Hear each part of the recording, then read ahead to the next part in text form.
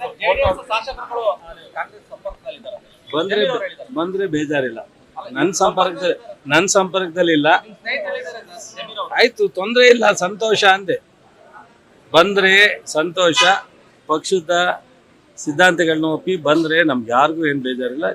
ಅಧ್ಯಕ್ಷರೇ ಹೇಳಿದ್ದಾರೆ, ಮುಖ್ಯಮಂತ್ರಿನೂ ಹೇಳಿದ್ದಾರೆ, ಈಗ ಜಮೀರ್ ಅವರು ಹೇಳಿದ್ದಾರೆ, ಬರ್ಲಿ ಸಂತೋಷ.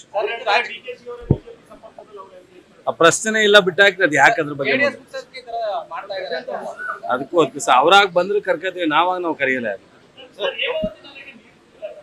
ಹೇಮಾವತಿ ನಾಳೆ 3ನೇ ತಾರೀಕು ಮಾತನಾಡಿ ನೀರು ಸಫಿಶಿಯೆಂಟ್ ಆಗಿದ್ರೆ ನೀರನ್ನ ಇಲ್ಲಿವರೆಗೆ ಬೇಸಿಗೆ ಬೆಳೆಗೆ ಎಲ್ಲೂ ಬಿಟ್ಟಿಲ್ಲ. ಕುಡಿಯೋ ನೀರು ಮಾತ್ರ, ಹಳೆ ಕಾಲುವೆಗಳು ಮಾತ್ರ ಪ್ರತಿ ವರ್ಷ ಬಿಟ್ಕೊಂಡ್ಬರ್ತಾ ಇತ್ತು. ಈಗ ಏನಾದ್ರೂ ನೀರು ಸಫಿಶಿಯೆಂಟ್ ಇದ್ರೆ 1 ತಿಂಗಳು ಹರಿಸ್ಬೇಕಾಗತ್ತೆ, ಎಲ್ಲ ತುಮಕೂರು, ಹಾಸನ, ಮಂಡ್ಯ ಎಲ್ಲ. ಹಾಗಾಗಿ ಅದನ್ನ 3ನೇ ತಾರೀಕು ನಾನು ಮತ್ತು ಅಲ್ಲಿ ಉಸ್ತುವಾರಿ ಸಚಿವರು ಮಾತನಾಡಿ ತೀರ್ಮಾನ ಯಾರು ಮಾಡ್ತೀವಿ. ಪ್ರಜಾಪ್ರಭುತ್ವದಲ್ಲಿ ಇವೆಲ್ಲವೂ ಸಹ ಮಾಡಲೇಬೇಕಾದಂಥವು ಮಾಡ್ತಾರೆ.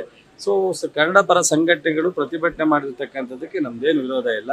ರಚನಾತ್ಮಕವಾದಂಥ ಯಾವುದೇ ಹೋರಾಟ ಮಾಡೋದು ಸರ್ಕಾರ ಅದನ್ನ ಸ್ವಾಗತಿಸ್ತದೆ, ಗೌರವಿಸ್ತದೆ. ಆ ಸಂದರ್ಭಕ್ಕೆ ತೀರ್ಮಾನ ತೆಗೆದುಕೊಳ್ಳುತ್ತೆ.